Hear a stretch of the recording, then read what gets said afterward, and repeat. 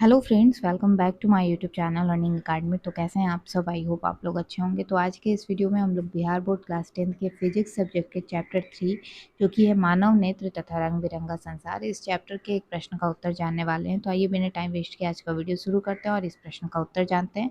लेकिन उससे पहले आप सभी से हमेशा की तरह एक छोटी सी रिक्वेस्ट है कि अगर आप हमारे यूट्यूब चैनल पर पहली बार विजिट कर रहे हैं तो प्लीज़ हमारे यूट्यूब चैनल को सब्सक्राइब करके बेल नोटिफिकेशन पर क्लिक कर लीजिए।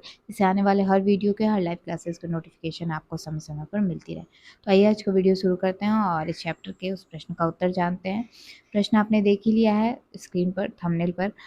लेकिन उससे पहले एक चीज़ और मैं क्लियर कर देना चाहती हूँ कि ये चैप्टर मैंने पूरा अच्छे से डिटेल में पढ़ाया हुआ है। अगर आप इस चैप्टर को डिटेल में अच्छे से पढ़ना चाहते हैं तो लिंक आपको नीचे डिस्क्रिप्शन बॉक्स में class 10 physics chapter in details करके मिल जाएगा। आप जा करके वहाँ से इस चैप्टर को डिटेल में पढ़ सकते हैं। इस चैप्टर में जितने इंपॉर्टेंट टॉपिक थे, चाहे वो मानव नेत्र हो या फिर दृष्टि दोष हो, ठीक है, उसके बाद वायुमंडलीय अपवर्तन हो, ये सारी चीज़ें मैंने अच्छे से डिटेल में पढ़ाया हुआ है।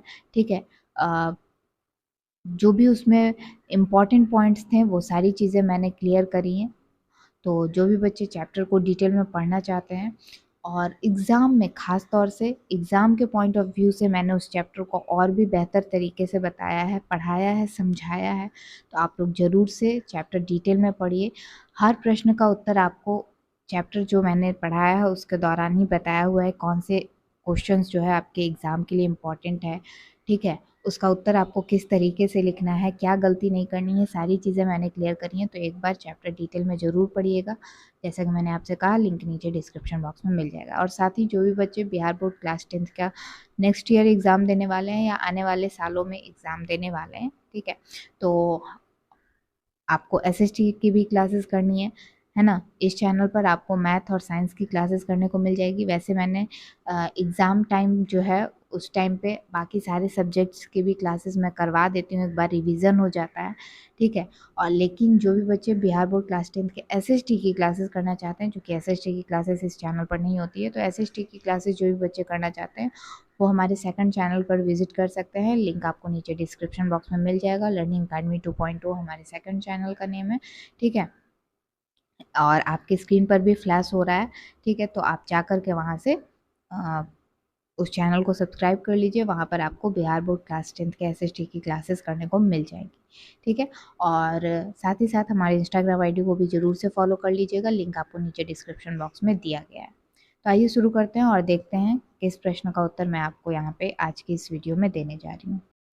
तो फ्रेंड्स, बेसिकली हमारा जो प्रश्न है इस चैप्टर्स का, जिसका उत्तर मैं आपको बता रही हूँ, वो है कि नेत्र अपने अंदर आने वाले प्रकाश की मात्रा को किस प्रकार नियंत्रित करता है।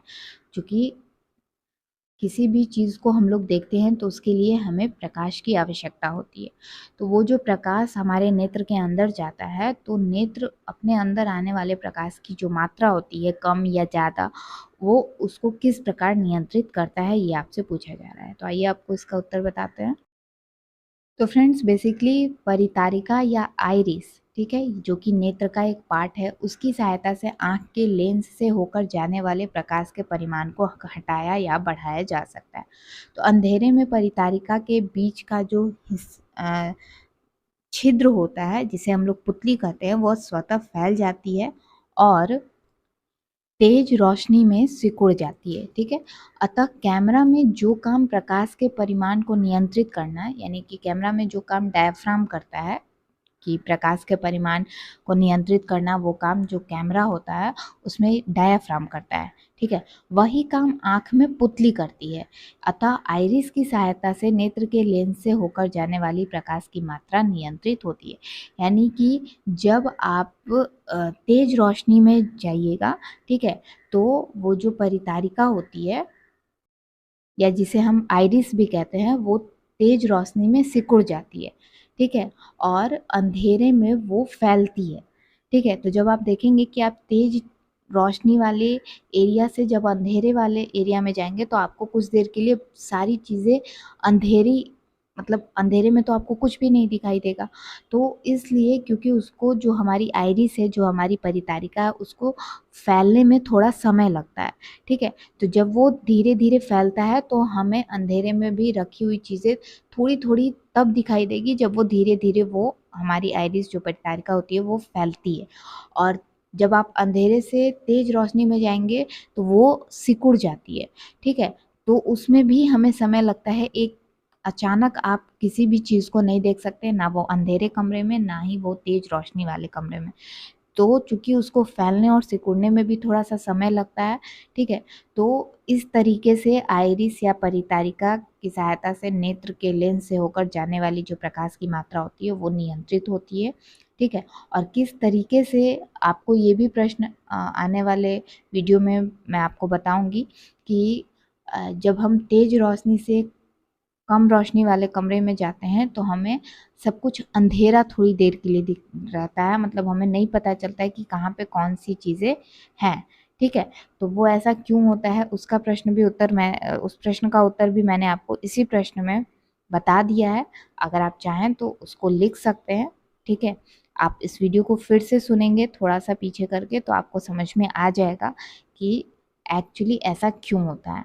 जैसा कि मैंने आपको बताया कि जब आप तेज रोशनी में जाइएगा तो परितारिका जो है वो सिकुड़ जाती है, और जब अंधेरे में जाइएगा तो उसको फैलने में थोड़ा समय लगता है।